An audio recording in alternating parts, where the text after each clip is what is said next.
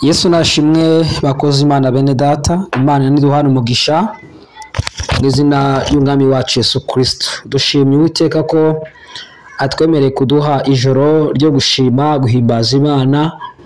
Izina ry'Uwiteka nihabwe icyubahiro. Twifatanyije n'iby'Imana yaremye byose kuramya Imana ndetse no kuyihimbaza mu izina rya Yesu Kristo w'i Nazareti. Nishimye Imana ko yakurinze nanjye ikaba yandinze. Tukaba tugeze muri uyu mwanya turi amahoro. Izina ry'Uwiteka ndihabwe icyubahiro mu izina ry'umwami wacu Yesu Kristo. Ntabwo turibuze gutinda, ndagira ngo muri no minsi twongere twibukiranye inyigisho yerekeye n'amabohero ya Satani, sibyo? Hanyuma abantu bakomeze kubohoka kuri icyo kintu ndetse no kumenya ayo mabanga ya Satani n'uburyo abantu bashobora kuba bakwigotora muri iyo minyururu. Ndaje gatoya tubivugeho, reka dusenga Imana. Turagushimira Uwiteka Mana nzima, wewe wadukunze ukaduha Kristo kugira ngo abe igitambo kizima gishungura ibyaha byacu, kidukuraho ibirego by'umwanzi Satani. Turagushimye, izina ry'Uwiteka rihabwe icyubahiro. Twifatanyije n'abakozi Imana batandukanye, abanyamasengesho duhuriye muri aya masengesho, twifatanyije nabo kuramya no guhimbaza izina ryawe turishyize hejuru. Duciye bugufi Uwiteka, wowe ushyirwe hejuru, tuguhaye karibu aya masaha kugira ngo uze kutubohora, kudukiza, kudutandukanya n'amabohero ya Satani, kutuvana mu bata bwa Satani n'ubucakara bw'umwijima. Tubisabye Imana Data, Umwana ndetse n'Umwuka Wera, amen. Imana iguhe umugisha kandi Imana ikugire neza kubw'amaraso Yesu Kristo w'i Nazareti. Amabohero ya Satani ngira ngo muranyavugaho cyangwa se na sake navuzeho, na kumanywa navuzeho. Nabwo ko ari iminyururu y'umwuka Satani akoresha kugira ngo abo abantu mu bitekerezo, mu buzima bwabo bwa buri munsi, yaba ari imibanire se, mu bukene, mu byaha ndetse n'ibindi, kuko yaje kwica, aza kwiba, aza no kurimbura. Ariko Yesu Kristo yaje kugira ngo abantu babone ubugingo ndetse babone bwinshi. N'imbogamizi Satani azana imbere y'abantu mu buzima bw'abantu kugira ngo abatsikamire, kugira ngo abadindize, kugira ngo ayice intego zabo, yice imigambi y'Imana ku buzima bwabo cyangwa se nayihagarike. Izo ni inzitizi n'imbogamizi umwanzi azana mu buzima bwacu bwa buri munsi. Izo nita amabohero ya Satani. Haleluya. Bya bintu byose bikubaho ugasanga bikumaze imyaka myinshi, warasenze, warivuje, anga gusubiza inyuma, bigukenege, bira byose nibyo nita amabohero yande ya Satani. Gukora ibyaha ukabyicuza uyu munsi, ejo ukabireka, ejo ukabyongera, ibyo nibyo nita amabohero yande ya Satani. Kurota nabi iteka ryose ugahora mu nzozi zipfuye z'abazimu, kubaho mu bwoba, kwiheba, kutagira amahoro umutima wawe, ukumva nta mbaraga ufite, baragufunze mu isi y'umwijima. Ibyo nibyo nita amabohero yande ya Satani. Kudasenga uko bikwiriye, gutegura amasengesho yo kwiriza bikakunanira, gusoma ijambo ry'Imana ugatangira gusinzira, ibyo nibyo nita amabohero yande ya Satani. Hari abantu basoma ijambo ry'Imana agatangira gusinzira, agatangira guhunyiza, bavuze ngo bagiye gusenga, yaba ari mu materaniro, yaba ari mu rusengero, bagatangira gusinzira bakayoga iyo bagiye. Ayo nayo ni amabohero yande ya Satani. Ariko ukwiye kurwana ukigobotora imigozi y'ubwami bw'umwijima mu izina rya Yesu Kristo w'i Nazareti.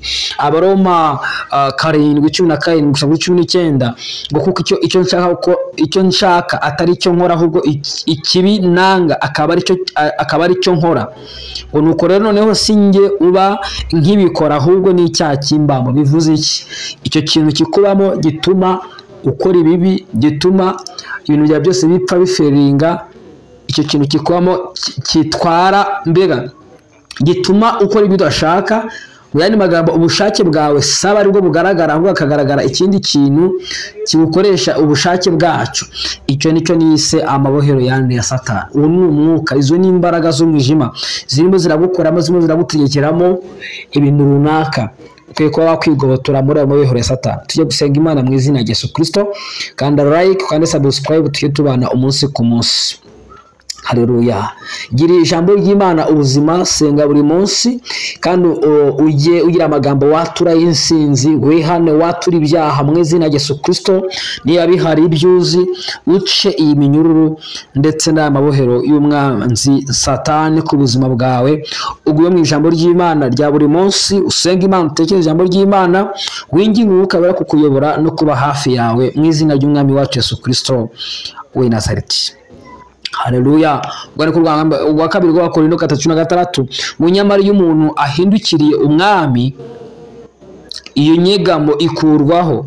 Nuko rero umwami niwe mwuka, kandi aho umwuka w'umwami ari niho haba umudendezo. Mu izina rya Yesu Kristo hindukira umwami, usenga Imana, iyo nyegamo cyangwa se ayo mabohero azakurwaho, niko ijambo ry'Imana rivuze.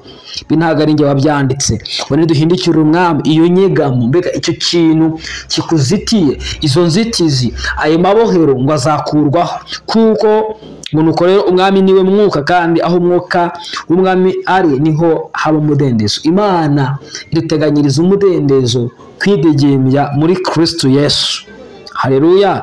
Imana iduteganyiriza iki? Iduteganyiriza umudendezo muri Kristo Yesu. Twambare rero intwaro z'Imana kugira ngo tubashe guhagarara tudatsinzwe n'uburiganya bwa Satani. Intambara y'umwuka turwana nayo ntabwo aba ari imbaraga z'umubiri zirwana iyo ntambara y'umwuka, ahubwo ni imbaraga zo kwizera, ni imbaraga z'ijambo ry'Imana, ni imbaraga z'amasengesho. Izo nizo mbaraga zitsinda Satani n'abadayimoni, nizo mbaraga zikubita hasi ubwami bw'iki bw'umwijima. Haleluya. Imana ibahe umugisha, kandi Imana ibagire neza ku bw'amaraso Yesu Kristo umunyanazareti. Imana ishaka kuvana mu mabohero yandi ya Satani. Haleluya.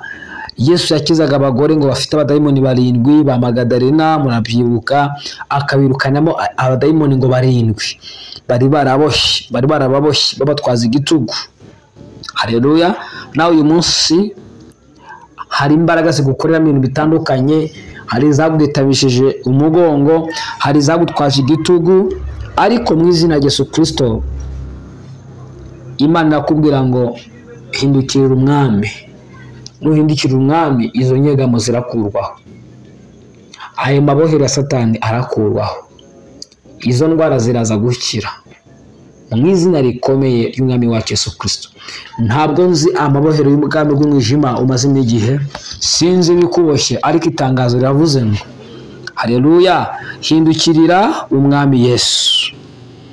Ayo mabohero araza kujya gute? Araza gukurwaho. Ubwo bwami buraza kunanirwa ku buzima bwawe mu izina ry'umwami wacu Yesu Kristo wapfuye akazuka. Haleluya. Ariko rwa kabiri rw'Abakorinto 3:6 ngo nyamara iyo umuntu ahindukiye umwami iyo nyegamo ikurwaho, izo mbaraga zikurwaho iyo duhindukiriye umwami. Uno mugoroba ndagusaba kugira ngo uhindukire umwami Yesu, izo nyegamo zikurweho mu izina rya Yesu. Reka dusengane iri sengesho mu mbaraga zikomeye z'amaraso Yesu Kristo, kandi mu kwizera guhambaye. Haleluya. Haleluya. Haleluya. Isengesho ryo kwizera rizakiza umurwayi. Amasengesho y'umukiranutsi agira umumaro mwinshi yasenganye umwete. Haleluya. Mu izina rya Yesu reka dusenge. Izere nanjye nizere, hanyuma dusenga Imana muri uyu mugoroba. Uwiteka Mana ishobora ibintu byose, ndagushimye mu izina rikomeye ry'umwami wacu Yesu Kristo. Uyu mwanzi turwanye nawe abakristo igihe kinini yaje kwicaza no kwiba no kurimbura, ariko wamushyize munsi y'ibirenge byacu. Uratubwira muri Luka 10:18 ngo Satani yamanutse asa nk'umurabyo, ngo ariko mbahaye imbaraga zo kanagira inzoka na scorpion n'imbaraga z'umwanzi zose, kandi unacyo kizagira kibatwara. Mpagaze mu bubasha bw'ijambo ryawe, ndategeka mu izina rya Yesu Kristo izi mbaraga z'intwazi igitugu, iyi myuka itwaza igitugu mwene data, aya mabohero y'ubwami bw'umwijima tumazeho igihe, mu izina rya Yesu turatangaza ko Uwiteka mwami wongera kutukura mu mabohero ya Satani, aho twari twarasigaye mu isi y'umwuka utuvane mu izina rya Yesu. Haleluya. Uca ingoyi z'ibyaha, uca ingoyi z'imivumo, uca imigozi yose iboshye ubuzima bwacu mu mbaraga zikomeye rapo shatoze menafadre z'amaraso Yesu Kristo. Ndategeka iyi myuka mibi itwaza igitugu uyu mwene data, imuteza indwara, imwicira imishinga na business, ihomye ubuzima bwe, imusubiza inyuma, imwicira ibyari bimufitiye umumaro, agasigana ibintu bidafite umumaro. Mu izina rya Yesu Kristo ndatangaza ko uyu muntu asohoka mu mabohero ya Satani, muri aya mabohero y'umwijima. Iyo umuntu uboheye mu byaha runaka ejo arabyihana akabisubiramo, ica imigozi, tegeka, burizamo iyi migambi ya Satani ku buzima bwe, buhora ubuzima bwe, buhora ubugingo bwe, ugaragaza imbaraga zo kuza Data mu izina rya Yesu Kristo Nazareti. Twembi twishyize mu biganza byawe, ubuzima bwacu n'ubugingo bwacu tubishyize mu biganza byawe, wewe wa Isiraheli, mu izina rikomeye y'umwami wacu Yesu Kristo. Uturinde imitego ya Satani, uturinde amabohero ya Satani, uturinde mu izina rya Yesu Kristo Nazareti. Hari abantu bajyanwe mu mbaraga z'umwijima, bajyanwe n'abandi bantu batangiye ibiguzi n'amafaranga, uhomye utesha agaciro ibyo biguzi, bavane muri aya mabohero y'ubwami bw'umwijima mu izina rya Yesu Kristo. Umuntu umaze igihe kinini ibintu byose bitagenda neza, biferinga byanga, muvane muri aya mabohero y'ubwami bw'umwijima, mukore igitangaza mu izina rya Yesu Kristo. Satani ukoresha amadeni mu kuboha abantu, mu izina rya Yesu, umwuka amadeni n'ubukene turawiyambuye mu izina rya Yesu Kristo. Satani ukoresha amahane, intonganya n'amakimbirane mu miryango kugira ngo bibohe imiryango, bibohe abantu, mu izina rya Yesu Kristo. Turukana ayo makimbirane n'ubwoba n'izo mbaraga z'umwijima zitera imiryango ku bw'amaraso Yesu Kristo w'i Nazareti. Satani uteza abantu ubwoba, bagahora n'ubwoba ndetse no kwiba no kutizera, rikabibohero yabashyizemo. Iyo minyururu nicika y'ubwoba, ntabwo twamwuka w'ubwoba, twamwuka w'imbaraga. Wowe wicara ukumva ubwoba iteka ryose, ugahora n'ubwoba, ugahora guhamuka. Imana ikuvura ibyo birwara, Imana igukureho izo mbaraga z'umwijima, Imana ikuvaneho icyo gitero cy'ubwami bwa Satani mu izina rya Yesu Kristo.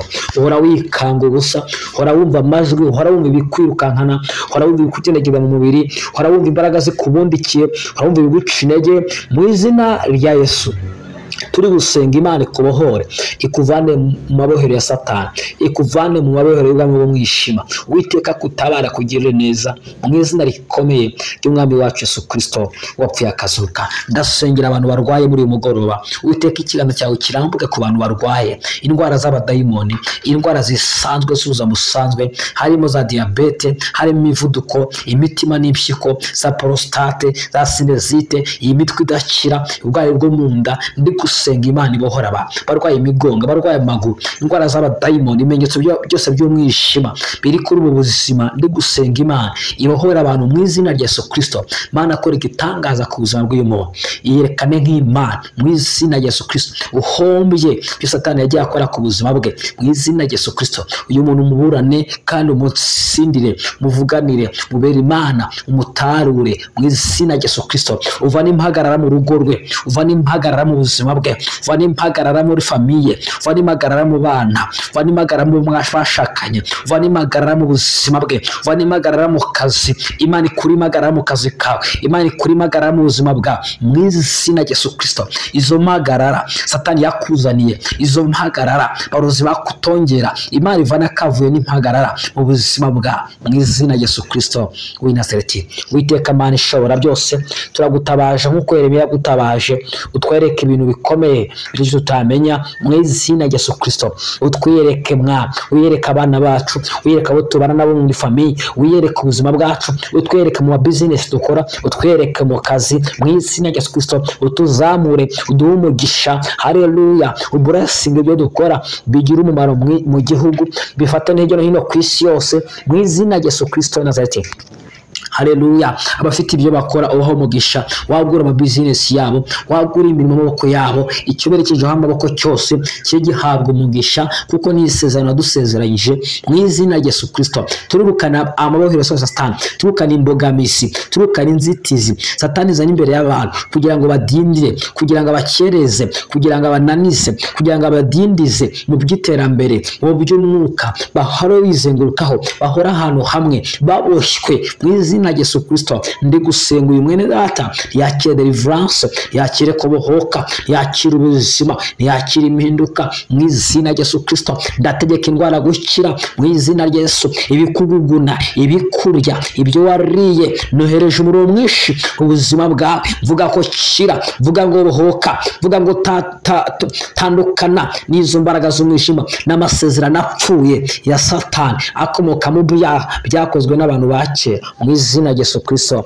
w'i Nazareti. Ndatura ubuzima bwuzuye, ndatura imbaraga, ndatura gutsinda, ndatura kunesha, ndatura kuzamuka, ndatura amavuta mashya mu izina rya Yesu Kristo. Imana iguha amavuta mashya arwanya satani n'abadayimoni bagatsindwa bakareka ubuzima bwabo mu izina rya Yesu Kristo. Muri izi mpera z'umwaka twatuye uburinzi ku miryango yacu, twatuye uburinzi kuri bene wacu. Imana ibarinde impanuka, Imana ibarinde impfu zitunguranye, Imana ibarinde ibirwara bitunguranye. Uwiteka ashyira uburinzi kuri bene wacu mu izina rya Yesu Kristo. Abatarabona agakiza, Imana ibaha agakiza. Abataramenya Imana, Uwiteka abahe kuyimenya. Imana iha agakiza imiryango yacu mu izina rya Yesu Kristo w'i Nazareti. Haleluya. Dusabye amahoro akomoka mu ijuru, akomoka mu bwami bw'Imana, atari amahoro atangwa n'amafaranga cyangwa yuko umuntu ari muzima. Amahoro mu mutima niyo dusabye muri uyu mugoroba mu izina rikomeye ry'umwami wacu Yesu Kristo wapfuye akazuka. Urakoze Uwera wa Isiraheli. Uyu mumama, uyu mugabo, uyu musore n'inkumi umusohore mu mabohero yose ya Satani. Buri kintu cyari kimuboshye kimurekure, buri imbaraga yari imuboshye igihe kinini imurekure, buri bwami bwamurwanyije igihe kinini bumurekure, abamufunze mu bwami bw'umwijima bamurekure, abamuziritse aziduke, abamumanitse aveyo, abamutabye aveyo, bamutwaye mu bapfumu barangi asohokeyo, abamutwaye mu bihugu bitandukanye aveyo. Amazina ye, isura ye, imyirondoro ye bive mu mbaraga z'umwijima. Umubohore Data, umugire neza, umwambike imbaraga, umuneshereze amahanga ari imbere ye mu izina rikomeye ry'umwami wacu Yesu Kristo. Iyo urwajije umwana umukize, umukore igitangaza. Iyo urwajije umugabo umukore igitangaza. Abadamu bitegura kubyara batwite bazabe kubyara neza mu izina rya Yesu Kristo. Turicomokora mu mbaraga z'umwijima, turicomokora mu mabohero ya Satani mu izina rya Yesu Kristo. Turica byinshi mu isi umwuka byaje kutuzanira imbogamizi n'inzitizi, nyuko itudindiza bidusubiza inyuma. Turabirwanyije mu izina rya Yesu Kristo, yaba mu by'umwuka, yaba mu by'ubuzima busanzwe, mu kazi, mu business. Turasubiza inyuma iducogoza, bitwambura imbaraga n'ibyiringiro, turabisubije inyuma mu izina rya Yesu Kristo. Urakoze Uwera w'Isiraheli. Tuguhaye icyubahiro nyagura ko Imana, tugushyize hejuru, tuvuze kuri Imana ishobora byose kandi uri Imana igira neza. Ubugingo bwacu n'ubuzima bwacu tubishyize mu biganza byawe mu izina rya Yesu Kristo. Dusengeye abaterwa n'imyuka ya nijoro baryamye bagaterwa n'imbaraga z'umwijima, Satani akababoha, akabazana inzozi zibakubita, inzozi zibabaza, inzozi zidasobanutse, ibirara bibanega barara hejuru, biza hejuru mu bipangu byabo, mu mazu babamo mu izina rya Yesu Kristo. Ibyo bitero by'abadayimoni, izo mbaraga bohereza byo buherano, turabihagaritse mu kirere cya mu izina rya Yesu Kristo w'i Nazareti. Woherereza ibirwara bikamufata mu ngingo, ndi gusenga Imana imukureho ubwo bwami. Imana inanize isubize ibyo bitero by'abadayimoni mu izina rya Yesu Kristo wapfuye akazuka. Uwiteka turagusaba kugira ngo uhindure amateka y'ubuzima bwacu, uduhe icyerekezo mu mwuka no mu buzima busanzwe, tubone neza n'urukundo rwawe mu izina rikomeye ry'umwami wacu Yesu Kristo wapfuye akazuka. Amen. Imana iguhe umugisha mwene Data, Imana ikugire neza mu izina rya Yesu. Uwiteka kwiteho, Imana ikubohore mu izina rikomeye rya Yesu Kristo w'i Nazareti. Mu ijuru mbere y'Imana mfite umuntu mvugira, n'umukuru w'abatambyi kandi yitwa Rukundo. Mpamya yuko izina ryanjye riri ku mutima we, ubwamvugira na mwanzi wamunyirukanaho. Haleluya. Mu ijoro dufite umuntu utuvugira, ni umukuru w'abatambyi kandi ngo ubwo atuvugira nta mwanzi. Haleluya, nta mwanzi. Niba Imana iri mu ruhande rwawe, umubisha wawe ninde? Komeza ushikame, wisubire inyuma, komeza usenge. Haleluya. Nubwo bikomeye ariko siko bizahora. Hariya hirya hari ibihembo, hariya hirya hari ubutabazi. Komeza usenge, komeza ukiranuke, komeza usabane n'Imana. Nta muntu usenga akira. Haleluya. Komeza wubaka umubano wawe hagati yawe n'Imana, wizere Imana, usengera abana bawe, usengera umuryango wawe. Uko byagenda kose amasengesho yawe azagira umumaro mwinshi ukomeye cyane. Komeza ugaragaza umwete imbere y'Imana. amasengesho y'umukiranutsi agira umumaro mwinshi yasenganye umwete. Imana iguhe umugisha, Imana ikugire neza. Reka tubifurize kugira ijoro ryiza. Tuze guhura amasengesho ari mu masaha y'imbere saa 9 za nijoro. Vuga ngo Mwami Yesu ndagushimye ko hari amabohero Satani unkuyeho nonaha. Ndagushimira uburinzi bwawe buri ku buzima bwanjye n'umuryango wanjye mu izina ryawe Yesu. Unwikirize amaraso yawe, kandi amaraso ya Kristo nyaminjagiye mu ngendo zanjye zose nkora, mu rugo rwanjye, ku buzima bwanjye, mu izina rya Yesu. Amen. Imana iguhe gusinzira neza no kurota neza ku masaha ya nijoro. Abantu bari mu bihugu bitandukanye tudahuje amasaha, namwe Imana ibarinde ku masaha yayo mu izina rya Yesu.